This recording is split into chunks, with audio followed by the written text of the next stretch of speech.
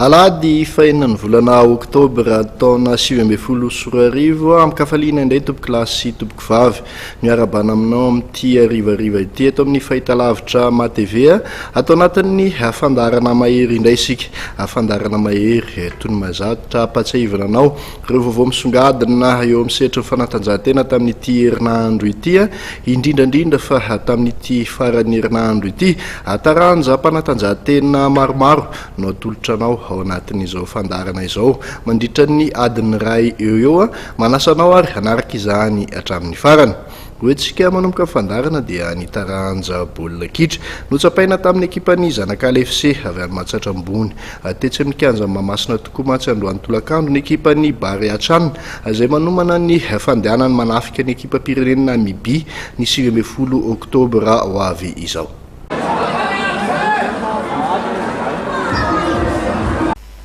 Tafiditra amin'ny fanomanana ny lalao miveriny fiodinana fahatelo farany fifantsanana andehanana any amin'ny Shanina roapolo sy roa arivo na fiany any Namibia ny 20 oktobra ho avy izao dia nanao lalao ara-piralahiana fitsapana tamin'ny ekipan'ny Zanakala FC avy any Mahatsatra ambony Bary Atrano io tolakandro io tetsy amin'ny kianjany Mahamasina. Tamin'izany no nivoahan'izy ireo mpandresy tamin'ny isa roa ohatra.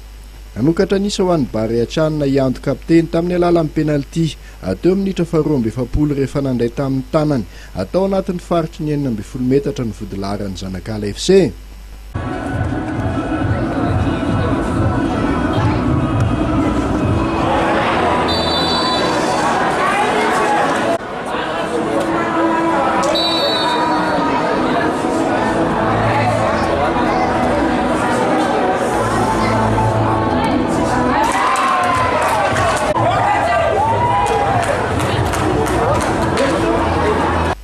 Teo amin'ny fizaram-potoana faharoa dia mbola nanamafy ny fanafiana ihany ny mpilalaon'ny Franklin Andriamanarivo.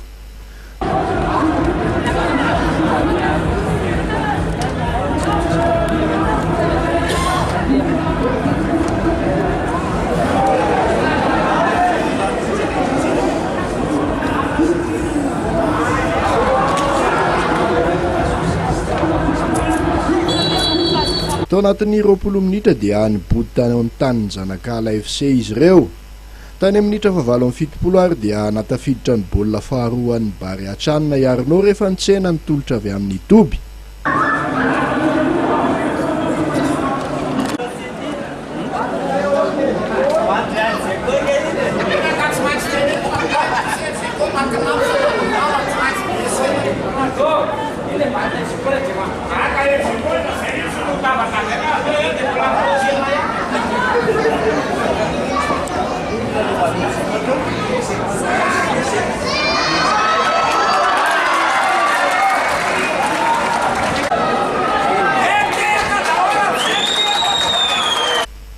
Taorin'izay kosa voataitra ny ekipa tompon-daka Mahatsatra ambony ka niezaka nanao fanafiana maromaro.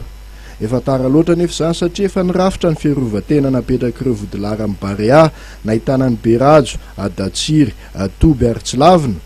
Marihana fa mpilalao 12 ihany no hita nandrafitra ny Bary Atrano tamin'ity fionana ity. Hoentina manohy fifaninanana dia hotsapaina amin'ny ekipa voafantina Analamanga indray ny Bary Atrano ny sabotsy 20 oktobra ho avy izao eny amin'ny LGK Plus Stadium Bypass.